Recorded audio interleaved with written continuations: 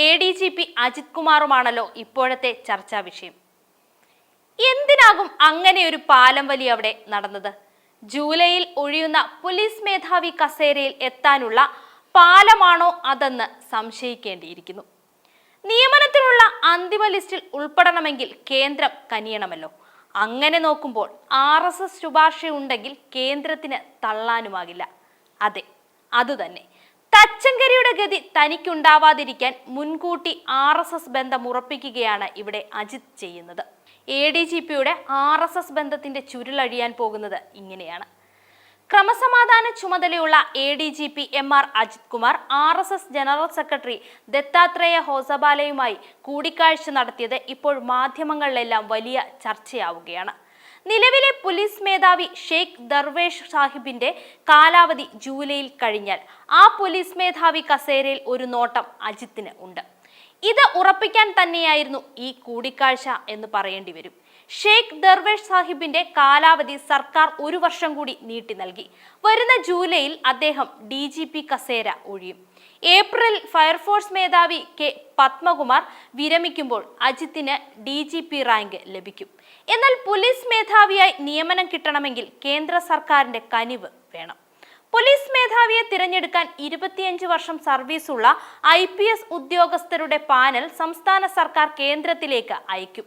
ഏതെങ്കിലും കേന്ദ്രസേനയിലെ മേധാവി, സംസ്ഥാന ചീഫ് സെക്രട്ടറി, പോലീസ് മേധാവി എന്നിവരടങ്ങിയ സമിതി ഇതിൽ നിന്ന് 3 അംഗ അന്തിമ പാനൽ തയ്യാറാക്കി DGP നിയമനത്തിനായി സംസ്ഥാന സർക്കാരിന് കൈമാറുന്നതാണ് തുടർന്നു വരുന്ന രീതി. ഈ പാനലിൽ ഉൾപ്പെടണമെങ്കിൽ കേന്ദ്രത്തിൽ ഒരു പിടി ഉണ്ടാവുക തന്നെ വേണം.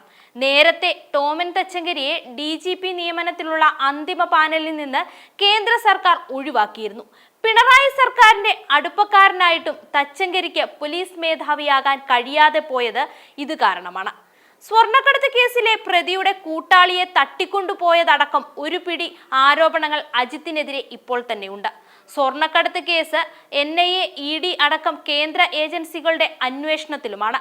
അജിത്ത് ആണെങ്കിൽ പിണറായിയുടെ വലം കയ്യനും. അതുകൊണ്ട് തന്നെ DGP നിയമനത്തിനുള്ള അന്തിമ പട്ടികയിൽ ഉൾപ്പെടാൻ കേന്ദ്രത്തിന്റെ പിന്തുണയില്ലാതെ കഴിയില്ലെന്ന് അജിത്തിന് വ്യക്തമായി അറിയാം. UPSC നൽകുന്ന 3 അംഗ പാനലിൽ ഉൾപ്പെട്ടാൽ അതിൽ നിന്ന് സംസ്ഥാന സർക്കാരിന് അജിത്തിനെ പോലീസ് മേധാവിയായി നിയമിക്കാൻ കഴിയും. പോലീസ് മേധാവി നിയമനത്തിനുള്ള അന്തിമ പട്ടികയിൽ ഉൾപ്പെടാൻ കേന്ദ്രത്തിലേക്ക് ഒരു പാലമിടാനാണ് RSS ജനറൽ സെക്രട്ടറിയെ അജിത്ത് മുൻകൂട്ടി പോയി കണ്ടത് തന്നെ. ദത്താത്രേയ ഹോസബാലയുമായി മാത്രമല്ല, മുതിർന്ന RSS നേതാവ് റാം മാധവുമായും അജിത്ത് കൂടിക്കാഴ്ച നടത്തിയെന്നൊരു രഹസ്യ വിവരവുമുണ്ട്. കോവളത്ത് വെച്ചായിരുന്നു ഈ കൂടിക്കാഴ്ചയെന്നാണ് വിവരം.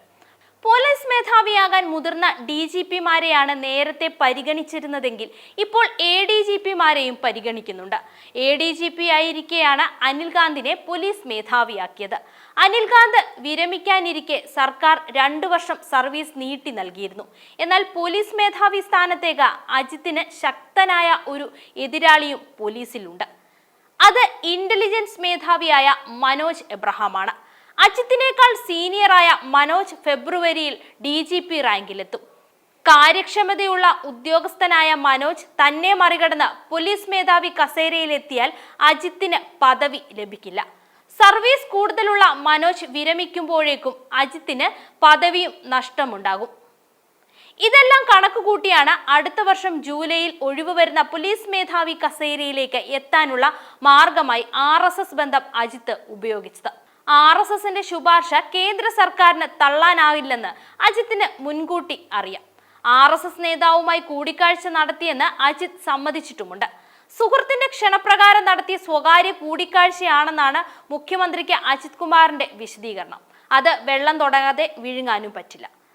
2023 മെയ് 20 മുതൽ 22 വരെ തൃശൂർ പാറമേക്കാവ് വിദ്യാമന്ദിറിൽ നടന്ന RSS ക്യാമ്പിനിടെയാണ് RSS ജനറൽ സെക്രട്ടറി ദത്താത്രേയ ഹോസബാലയുമായി അജിത്ത് കൂടിക്കാഴ്ച നടത്തിയത്. ഒപ്പം പഠിച്ച ഒരു സുഹൃത്തിന്റെ ക്ഷണപ്രകാരമായിരുന്നു കൂടിക്കാഴ്ച എന്നെല്ലാം പറയുന്നുണ്ടെങ്കിലും എങ്ങനെയെങ്കിലും പോലീസ് മേധാവിയുടെ കസേരയിൽ ചാടിക്കടക്കാനുള്ള തീവ്രമായ ശ്രമമാണ് അജിത്ത് ഇവിടെ നടത്തിയതെന്ന് ഉറപ്പിച്ചു തന്നെ പറയേണ്ടി വരും.